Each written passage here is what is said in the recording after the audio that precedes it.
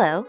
In this video, we will learn how to use models to calculate the volume of a rectangular solid.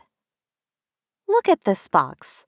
It has a length of 6 units, a width of 3 units, and a height of 7 units. Let's find the volume of the box.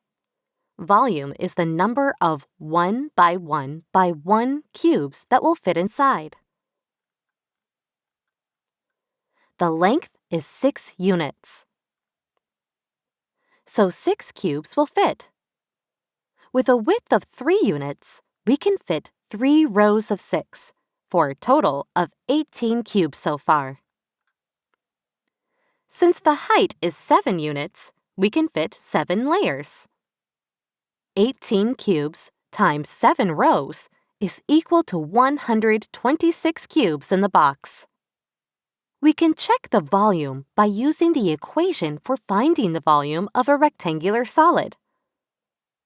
Length times width times height, or 6 times 3 times 7. 6 times 3 is equal to 18. 18 times 7 is equal to 126. So, the volume of our box is 126 cubic units. Cubic units are used because volume is the measure of the number of 1 by 1 by 1 cubes that will fit inside the shape. And that's how you use models to find the volume of a rectangular solid.